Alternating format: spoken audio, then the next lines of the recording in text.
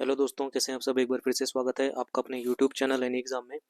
आज की इस वीडियो में हम रेलवे एग्जाम 2024 के लिए जनरल साइंस यानी कि सामान्य विज्ञान से मेजरिंग इंस्ट्रूमेंट यानी कि मापक यंत्र वाले क्वेश्चंस को अटेम्प्ट करेंगे।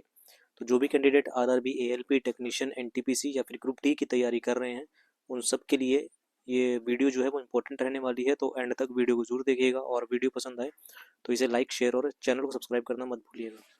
तो चलिए शुरू करते हैं और देखते हैं पहला क्वेश्चन। तो फर्स्ट क्वेश्चन की ओर आते हैं। तो मापक यंत्र यानी कि मेजरिंग इंस्ट्रूमेंट से ये क्वेश्चन रहेंगे। हमने यूनिट वाले क्वेश्चंस कर लिए हैं, हमने मेजरमेंट वाले क्वेश्चंस कर लिए हैं, अब हम कर रहे हैं मेजरिंग इंस्ट्रूमेंट वाले क्वेश्चंस। तो सबसे पहले क्वेश्चन की ओर आते हैं। इसमें बोला गया है कि हाइग्रोमीटर से क्या मापा जाता है। इसमें क्वेश्चन में पूछा गया है कि हाइग्रोमीटर से क्या मापा जाता है। तो इसका सही आंसर हो जाएगा आपके पास ऑप्शन नंबर बी, यानी कि आर्द्रता मापी जाती है किससे, हाइग्रोमीटर से। तो वायुमंडल की आर्द्रता मापी जाती है किससे, हाइग्रोमीटर से। वस्तु का ताप मापा जाता है थर्मामीटर से। द्रवों का घनत्व मापा जाता है हाइड्रोमीटर से। और ऊष्मीय विकिरण मापा जाता है किससे, बोलोमीटर से। अगले क्वेश्चन की ओर आते हैं। कह रहा है कि कौन सा यंत्र समुद्र के स्तर से ऊपर की वस्तुओं को देखने के लिए पनडुब्बी में प्रयोग किया जाता है। तो कौन सा यंत्र है जो समुद्र के स्तर से ऊपर की वस्तुओं को देखने के लिए पनडुब्बी में जो यूज होता है उसे हम क्या कहते हैं। तो इसका सही आंसर हो जाएगा, उसे हम कहते हैं आपके पास ऑप्शन नंबर सी, यानी कि पेरिस्कोप उसे हम कहते हैं। ऑप्शन नंबर सी करेक्ट हो जाएगा। पेरिस्कोप पनडुब्बियों में उपयोग होने वाला एक ऐसा उपकरण है जिसकी सहायता से पानी में डूबे हुए व्यक्ति को पानी के ऊपर का दृश्य दिखाई पड़ता है। पायरोमीटर दूर स्थित वस्तुओं का ताप को ज्ञात करने के हेतु प्रयोग किया जाता है। और आगे आता है हमारे पास एपीडियास्कोप का प्रयोग चित्रों को पर्दे पर यानी कि प्रोजेक्शन के लिए किया जाता है। ओडोमीटर गाड़ी द्वारा चली दूरी को मापने के लिए काम आता है। तो पेरिस्कोप इसका सही आंसर हो जाएगा। अगले क्वेश्चन की ओर आता है। कहता है कि वायुमंडलीय दबाव को मापने के लिए किस उपकरण का उपयोग किया जाता है। तो वायुमंडलीय जो दबाव होता है यानी कि एटमॉस्फेरिक जो प्रेशर होता है उसे मेजर करने के लिए बैरोमीटर का प्रयोग किया जाता है। ऑप्शन नंबर बी करेक्ट हो जाएगा। निम्नलिखित में से किस उपकरण का प्रयोग वायुमंडलीय दबाव को मापने के लिए किया था। फिर से वही क्वेश्चन आ गया है। तो बैरोमीटर का प्रयोग किया था, अभी हमने पढ़ा, जस्ट अभी पढ़ा हमने।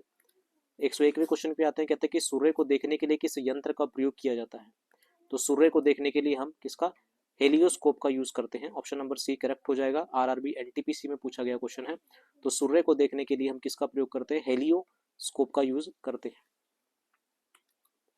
नीचे नीचे आप ये इंस्ट्रक्शन भी पढ़ लीजिएगा, जो ये डिस्क्रिप्शन में जो दे रखा है, ये इसको भी आप पढ़ सकते हैं। यहाँ से भी क्वेश्चन जो है वो काफ़ी आपके क्लियर हो जाएंगे। जैसे सूर्य को देखने के लिए हेलियोस्कोप का यंत्र का प्रयोग किया जाता है। टेलीस्कोप का वह प्रकाश उपकरण है जिसका प्रयोग दूर की वस्तुओं को देखने के लिए किया जाता है। अल्टीमीटर जो होता है वो ऊंचाई को मापक यंत्र है जिसका उपयोग विमानों के लिए किया जाता है। और ऑडियोमीटर ध्वनि की तीव्रता को मापता है। और एरोमीटर वायु और गैसों के घनत्व को मापने का वाला यंत्र है। तो आप वीडियो को पॉज करके ये जो नीचे डिस्क्रिप्शन में दे रखा है इसको आप पढ़ लीजिएगा। अगले क्वेश्चन की ओर आता है। कहता है कि विभांतर को मापने के लिए डैश उपकरण का प्रयोग किया जाता है। तो विभांतर यानी कि पोटेंशियल डिफरेंस जो होता है उसको मेजर करने के लिए किसका यूज किया जाता है, उसका मेजर करने के लिए वोल्ट मीटर का यूज किया जाता है। विभांतर को मापने के लिए डैश, फिर से वही क्वेश्चन आ गया। देखिए दो बार ये क्वेश्चन रिपीट हुआ है, तो फिर से इसका आंसर क्या हो जाएगा, वोल्ट मीटर हो जाएगा। एक बार आरआरबी ग्रुप डी में पूछा गया, 18 में ही पूछा गया, शिफ्ट 1 और शिफ्ट 2 में सेम दिन 8 तारीख को दोनों शिफ्टों में ये क्वेश्चन पूछा गया। तो इंपॉर्टेंट हो जाते हैं प्रीवियस ईयर क्वेश्चन आपके लिए। अगले क्वेश्चन की ओर आते हैं। कहता है कि सर्किट में बिजली के प्रवाह का पता लगाने हेतु निम्नलिखित में से किस उपकरण का प्रयोग किया जाता है। तो सर्किट में किसी सर्किट में बिजली है या नहीं है, इसको कैसे पता लगाया जाएगा, गैल्वेनोमीटर से। आपका ऑप्शन नंबर ए आंसर हो जाएगा। आगे अगर मैं ये नीचे जो सॉल्यूशन दे रखा है इसमें अगर पढ़ूं तो बैरोमीटर वायुमंडलीय दबाव को मापता है, एनीमोमीटर हवा का वेग मापता है, और आपका लैक्टोमीटर जो होता है दूध की शुद्धता मापता है। अगले क्वेश्चन की ओर आते हैं। कह रहा है कि एक शाफ्ट की आवर्तन गति को निर्धारित करने के लिए डैश का इस्तेमाल किया जाता है। तो एक शाफ्ट है उसकी आवर्तन गति को निर्धारित करने के लिए किसका प्रयोग किया जाता है, उसका करने के लिए हम टैकोमीटर का यूज करते हैं। आरआरबी एनटीपीसी 2016 में पूछा गया क्वेश्चन है। अगले क्वेश्चन के आते हैं। कहता है कि विभव मापी यानी कि पोटेंटियोमीटर मूलतः एक है, क्या है। तो पोटेंटियो यानी कि विभव मापी क्या है, एक मापन उपकरण है। आपका ऑप्शन नंबर ए करेक्ट हो जाएगा। तो विभव मापी एक मापन यंत्र है। यह न केवल विभवांतर मापने के उपयोग होता है बल्कि इसकी सहायता से अज्ञात प्रतिरोध और विद्युत धारा भी मापी जा सकती है। अगले क्वेश्चन की ओर आते हैं। कह रहे हैं कि इनमें से किस उपकरण में विद्युत धारा मापा जाता है? तो विद्युत धाराओं को मापने के लिए किस उपकरण का प्रयोग किया जाता है? एमीटर का प्रयोग किया जाता है। तो एमीटर या फिर एमीटर किसी परिपथ की शाखा में बहने वाली विद्युत धाराओं को मापने वाला यंत्र है। बहुत कम मात्रा वाली धाराओं को मापने के लिए मिली एमीटर या फिर माइक्रो एमीटर का प्रयोग किया जाता है। तो यहाँ से आपका एक क्वेश्चन और क्लियर हो गया कि मिली एमीटर या फिर माइक्रो एमीटर जो है वो बहुत कम मात्रा वाली जो धाराएं होती है उनको मापने के काम आता है। एमीटर आ गया फिर से। एमीटर किसका प्रयोग किया जाता है? एमीटर को परिपथ में श्रेणी में संयोजित किया जाता है। एमीटर में निम्न विद्युत प्रतिरोध होना चाहिए। एमीटर कम विद्युत खींचता है या उपरोक्त सभी? तो आरआरबी जेई 2014 में पूछा गया है, तो इसका सही आंसर हो जाएगा 108वें का ऑप्शन नंबर डी। एमीटर एक धारा मापक यंत्र है जो परिपथ के श्रेणी में संयोजित किया जाता है। एमीटर का धारा मापन एम्पियर में करता है। एक आदर्श एमीटर का आंतरिक प्रतिरोध 0 होता है तथा आदर्श वोल्टमीटर का आंतरिक प्रतिरोध अनंत होता है। यदि एमीटर को परिपथ में पार्श्व में लगाते हैं तो वह जल जाता है। अगले क्वेश्चन की ओर आते हैं। किसको मापने के लिए स्टैलेग्मोमीटर का प्रयोग किया जाता है? ध्यान से देख लेंगे। स्टैलेग्मोमीटर का प्रयोग किस लिए किया जाता है? तो आरआरबी एसएससी में पूछा गया क्वेश्चन है, वे किया जाता है पृष्ठ तनाव को मापने के लिए स्टैलेगोमीटर का प्रयोग किया जाता है। ओडोमीटर एक ऐसा उपकरण है जिसका उपयोग गाड़ियों में डैश मापने के लिए किया जाता है। तो ओडोमीटर का प्रयोग क्यों किया जाता है? दूरी को मापने के लिए। आरआरबी एएलपी एंड टेक्नीशियन में पूछा गया और आरआरबी ग्रुप डी में भी ये पूछा गया था। निम्नलिखित में से कौन सा प्रवाही मापन उपकरण एक क्षेत्र यानी कि एरिया मीटर है? निम्न में से कौन सा प्रवाही मापन उपकरण एक क्षेत्र मीटर है? तो इसका सही आंसर हो जाएगा आपके पास option number C, Pitot tube. Pitot नली द्वारा खुली चैनल में द्रव की प्रवाह की गति को मापने का प्रयोग किया जाता है। तो इसे ध्यान रखेंगे, क्या आएगा इसका आंसर? ऑप्शन नंबर सी हो जाएगा, पिटॉट ट्यूब। टैकोमीटर डैश का मापन करता है। तो टैकोमीटर किसका करता है? ऑप्शन नंबर डी हो जाएगा, फ्लाई व्हील की गुणात्मक चाल का। ठीक है ना, गति पालक चक्र यानी कि फ्लाई व्हील की गुणात्मक चाल का मापने के लिए हम टैकोमीटर का यूज करते हैं। टैकोमीटर के द्वारा मशीन या मीटर के घूमने वाले चक्र की गुणात्मक चाल ज्ञात करते हैं। इस मीटर के प्रयोग से गति पालक चक्र की प्रति मिनट घूमने की गति को मापा जाता है। जैसे आपने गाड़ियों में देखा होगा, एक तरफ तो होता है स्पीडोमीटर और एक तरफ होता है हमारे पास क्या, आरपीएम लिखा होता है कि आपका जो इंजन है वो कितने प्रति मिनट कितनी बार घूम रहा है। ठीक है ना, तो उसके लिए हम किसका यूज करते हैं? टैकोमीटर का यूज करते हैं।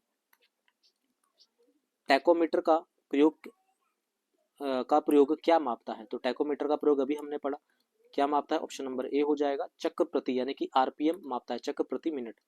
मल्टीमीटर में होता है, क्या होता है मल्टीमीटर में? ऑप्शन नंबर डी आंसर हो जाएगा, वोल्ट मीटर, करंट मीटर और ओम मीटर। मल्टीमीटर में क्या क्या होता है? वोल्ट मीटर भी होता है, करंट मीटर भी होता है, ओम मीटर भी यहाँ पर होता है। मल्टीमीटर या बहुमापी एक ऐसा उपकरण है जिससे कई भौतिक राशियों को मापन करते हैं, जैसे करंट हो गया, रेजिस्टेंस हो गया, वोल्टेज हो गया और कंटिन्यूटी निरंतरता हो गई। ठीक है, हमने कहाँ से शुरू किया था? हमने क्वेश्चन को शुरू किया था 97 से। ठीक है, 97 में अगर हम 20 जोड़ते हैं तो 117 क्वेश्चन होते हैं, तो 117 तक हम यहाँ पर क्वेश्चन को करेंगे।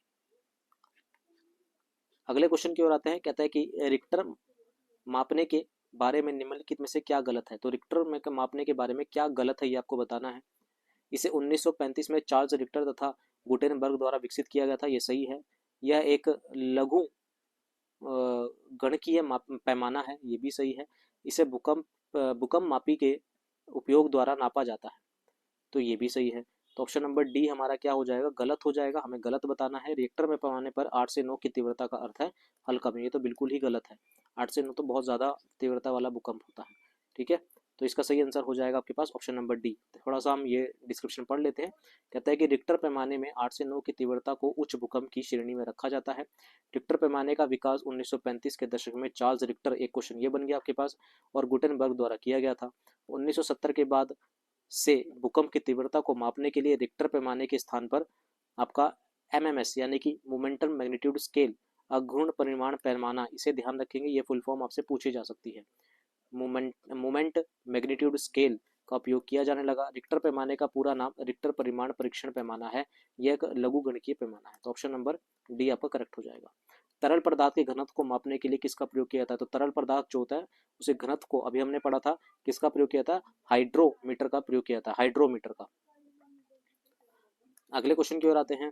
पानी के अंदर की वस्तुओं को पता लगाने के लिए किस यंत्र का प्रयोग किया जाता है? तो पानी के जो अंदर की वस्तु होते हैं उसे पता लगाने के लिए हम किसका यूज करते हैं? सोनार का यूज करते हैं। ऑप्शन नंबर सी करेक्ट हो जाएगा। बार आंसर हम देख लेते हैं। हाँ, सोनार का यूज यहाँ पर जो है वो किया जाता है। सोनार क्या होता है? इसका उपयोग पानी के अंदर वस्तुओं का पता लगाने के लिए किया जाता है। यह साउंड नेविगेशन एंड रेंजिंग का संक्षिप्त रूप है। इसमें अल्ट्रासोनिक वेव्स जनरेटर द्वारा पानी के अंदर भेजे जाते हैं जो वस्तु से टकराकर परावर्तित होते हैं और जनरेटर के रिसीवर द्वारा रिसीव कर लिया जाते हैं, जिससे पानी के अंदर वस्तु की स्थिति का पता चलता है। ठीक है ना? तो इसका सही आंसर हो जाएगा आपके पास ऑप्शन नंबर सी। तो ये थे आज की वीडियो के, यानी कि आपका मेजरिंग इंस्ट्रूमेंट से 20 इंपॉर्टेंट क्वेश्चंस। इसी तरह से आपका फिजिक्स, केमिस्ट्री, बायोलॉजी के सभी क्वेश्चन हम आपको करवाएंगे। उसके लिए बस आपको चैनल को सब्सक्राइब करना है। वीडियो पसंद आई है तो इसे लाइक, शेयर और फ्रेंड्स के साथ जरूर शेयर कीजिएगा।